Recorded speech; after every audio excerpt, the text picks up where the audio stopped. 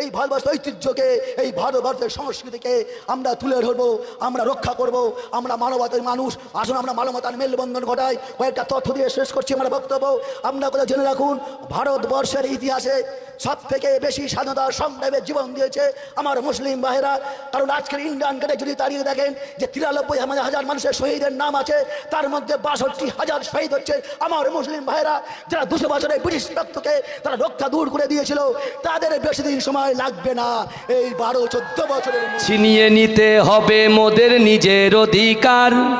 গর্জে ওঠো ঝাড়ো এবার ইমানি হুঙ্কার। জোরে বলবেন না সুবহানাল্লাহ? আরে জোরে হবে না সুবহানাল্লাহ? ছিনিয়ে নিতে হবে মোদের নিজের অধিকার। গর্জে ওঠো ঝাড়ো এবার ইমানি হুঙ্কার। বুকে সাহস বাউতে বল নিয়ে হও উমর। ছিনিয়ে নিতে হবে মোদের নিজের অধিকার। জাগিয়ে তোলো বিপ্লবী মন ছেড়ে জড়তা। জাগিয়ে তোলো বিপ্লবী মন ছেড়ে জড়তা। গুটিয়ে যাবে অপরাধী মোরা হলে একতা। এ জোরে হবে না সুবহানাল্লাহ? আমাদের একতার দরকার আছে না নাই? আমাদের একতার দরকার আছে না নাই? আমরা যতই শক্ত হব, ততই তারা পিছু হটবে, তাই বলছে ছিনিয়ে নিতে হবে মোদের নিজের অধিকার। গর্জে ওঠো ঝাড়ো এবার ইমানি হুঙ্কার। বুকে সাহস বাউতে বল নিয়ে হও উমর। ছিনিয়ে নিতে হবে মোদের নিজের অধিকার। জাগিয়ে তোলো বিপ্লবী মন ছেড়ে জড়তা। গুটিয়ে যাবে অপরাধী মোরা হলে একতা। বজ্র কণ্ঠে আওয়াজ তুলো ভাগে তাদের ছক। ছিনিয়ে নিতে হবে মোদের নিজের অধিকার। ভারতবর্ষের আন্দোলন দিকে তাকান। কৃষক আন্দোলন দীর্ঘ 1 মাস নয়, 2 মাস নয়, 3 মাস নয়, 1.5 বছর ধরে তাদের ওপর স্টিম রোলার চলেছে। তারা রাস্তা থেকে সরেনি। ছোট ছোট শিশু বাচ্চাদের নিয়ে বহু মানুষ অসুস্থ, বয়স্ক বাবারা মায়েরা অসুস্থ অবস্থায় রাস্তায় পড়েছিল। বহু মা রাস্তায় তাদের সন্তান প্রসব হয়েছে, গর্ভবতী হয়েছে। তারপর মোদি অমিত শাহরা মাথা হেট করে কৃষি বিল প্রত্যাহার করেছে। কাজে এই আইনটা প্রত্যাহার করতে গেলে আমাদের অনেক রাস্তা হাঁটতে হবে, অনেক দূর চলতে হবে। যতদিন না ওয়াকফ আইন প্রত্যাহার হচ্ছে ততদিন আমাদের আন্দোলন থামবে না। শান্তিপূর্ণভাবে গণতান্ত্রিকভাবে আমাদের আন্দোলন আমরা চালিয়ে যাব। আপনাদের সাথে শুধু আপনারা না, মুসলিমরা নয়, ভারতবর্ষের বিখ্যাত মানবাধিকার কর্মী, বিখ্যাত ভারতবর্ষের আদিবাসী সংগ্রামী নেতারা আছেন দলিত আন্দোলনের বহু মানুষ, আম্বেদকরবাদী বহু মানুষ আপনাদের সঙ্গে আছেন।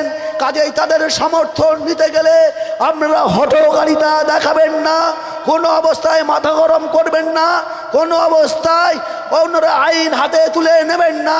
আপনার গণতান্ত্রিকভাবে আপনারা তৈরি থাকুন, মার খেতে হবে, আপনারা তৈরি থাকুন। আমাদের জীবন যাবে, আমাদের রক্তর মাধ্যমে, রক্তক্ষয়ী সংগ্রামের মাধ্যমে ভারতবর্ষের ইতিহাস রচিত হয়েছে।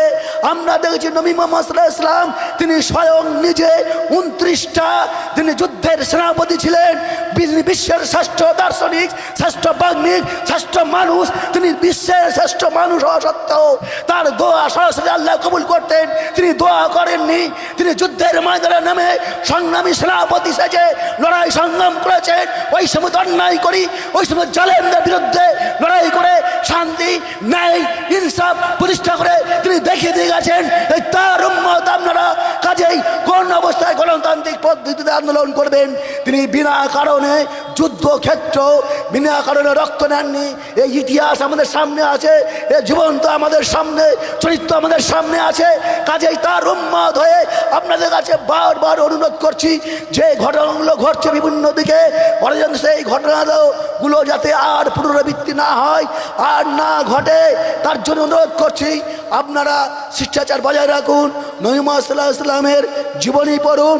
এবং আপনাদের বলি, আপনারা মুসলমান, কোরআনের প্রথম যে আয়াত নাজিল হয়েছিল ইকরা দিয়ে, সূরা আলাকের 5টা আয়াত আছে। আমি সমস্যা আয়াতটা যাচ্ছি না, স্মরণ করে দিয়ে যাচ্ছি যে পড়তে হবে, তাহলে পিছিয়ে পড়তে হবে, না পড়লে মার খেতে হবে, না পড়লে মার খেতে হবে, পড়তে হবে, তবে কপাল খুলবে, লড়তে হবে, পড়তে হবে, লড়তে হবে, তারপর আপনাদের ভাগ্য পারবেন, লড়াই সঠিকভাবে করতে পারবেন। তাই বলছি, আমি যে আন্দোলনের সঙ্গে আজকের আমরা যুক্ত হয়েছি, এটা ভারতবর্ষের, আবার বলছি, ভারতবর্ষের গণতন্ত্র, ভারতবর্ষের সংবিধান, ভারতবর্ষের ঐতিহ্য, ভারতবর্ষের সংস্কৃতি রক্ষা করার জন্য। কারণ পৃথিবীর চতুর্দিকে যতদিন পৃথিবীর জীবিত মানুষের প্রাণ থাকবে, ততদিন বিভিন্ন ধর্মাবলম্বীর মানুষ থাকবে। কেউ যদি মনে করে যে শুধুমাত্র আমার ধর্ম থাকবে, অন্য ধর্মের মানুষদের রাখবো না, অন্য মানুষদের বাঁচার অধিকার নেই, যারা এই স্বপ্নগুলো দিন রাত মনে মনে পোষণ করছেন আর রাস্তায় নেমে হুঙ্কার করছেন, তাদের উদ্দেশ্যে সাবধান বাণী করে দিয়েছি, বন্ধুরা, এই ভুল স্বপ্ন আপনারা দেখবেন না, এই ভুল হাদা পথে আপনারা পা দেবেন না।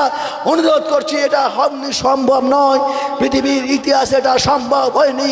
আমাদের ভারতবর্ষের বহু ভাষাভাষীর মানুষ আছে, আমাদের ভারতবর্ষে বহু ধর্মের মানুষ আছে, এখানে শিখ, খ্রিস্টান, ইসাই থেকে শুরু করে সান্না ধর্মের মানুষ আছে, এখানে অনার্য গোষ্ঠীর শ্রেণীর মানুষ আছে। তোমরা যাদের নিয়ে হিন্দু বলতে চাইছো, সেই দলিতরা একবার জেগে উঠছে, তারা বলছে আমরা হিন্দু নয়, সেই আদিবাসীরা জেগে উঠছে, বলছে আমরা হিন্দু নয়, আমরা সান্না ধর্মের মানুষ। কাজেই সাবধান থাকুন। তোমরা জেনে রাখো, আজকের পুরীর জগন্নাথ যে মন্দির আছে, এই পুরীর জগন্নাথ মন্দিরে শুধুমাত্র যে কমিটি আছে, সেখানে শুধুমাত্র ব্রাহ্মণরা আছে, সেখানে যারা জয় শ্রীরাম বলে আমার ঘরের ছেলেরা, মল্ল, নস্কর, দাস, সর্দার, পুরকাহিদরা লস্ত্র নিয়ে মাথা নামছে, কপালে তিলক, জয় শ্রীরাম, জয় শ্রীরাম, জয় শ্রীরাম বলছো, তোমার ওই মন্দিরে ঢোকার অধিকার নেই, তোমার ওই কমিটি ঢোকার অধিকার নেই। কারণ ভারতবর্ষের রাষ্ট্রপতি দ্রৌপদী মুর্মুকে যখন রাম মন্দির প্রতিষ্ঠা হয়, দ্রৌপদী মুর্মু রাষ্ট্রপতি হওয়া সত্ত্বেও তাকে ডাকা হয়নি। আর তুমি কে জয় শ্রীরাম বলছো, তোমাকে মন্দিরে ডাকবে? তোমাকে ডাকবে না ভাই, তাহলে তুমি অদ্ভুত, তুমি অস্পৃশ্য, তুমি ছোট জাত, তুমি শিডিউল কাস্ট, তুমি শিডিউল ট্রাইব, তুমি ওবিসি, তোমাকে ওই মন্দিরে ঢুকতে দেবে না, দেবে না, দেবে না, তোমার ওই কমিটি রাখবে না, রাখবে না, রাখবে না।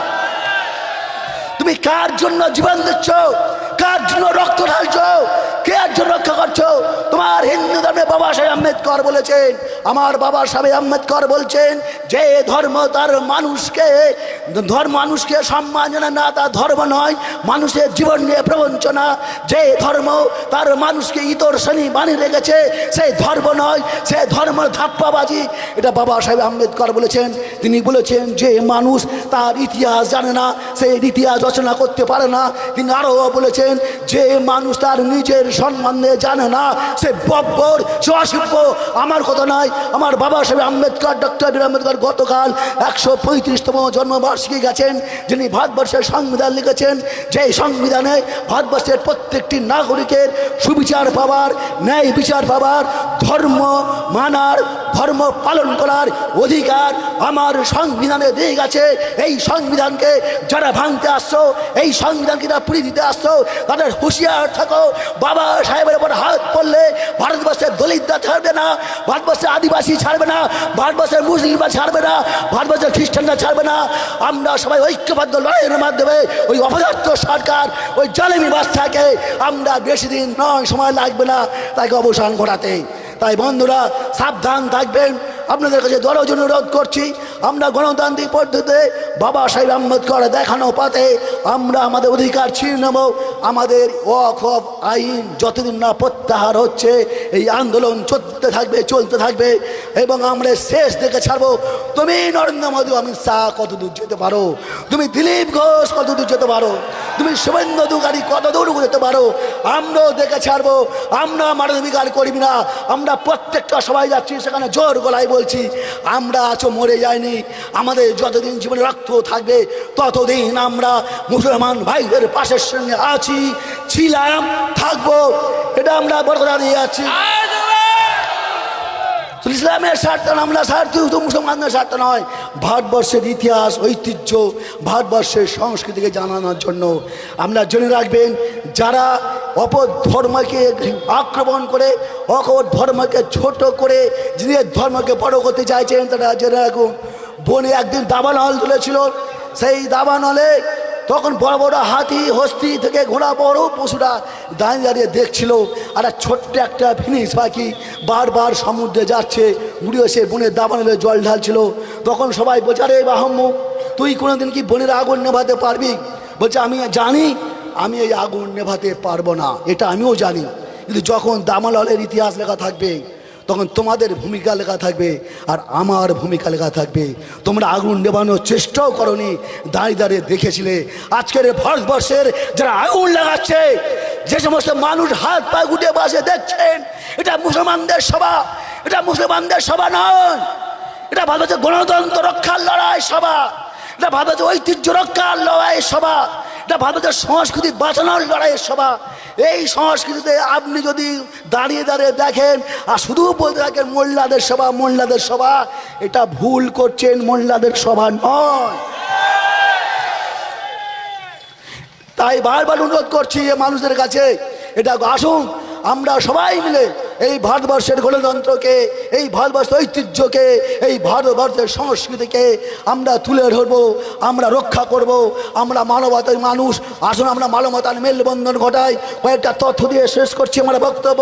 আপনারা কথা জেনে রাখুন, ভারত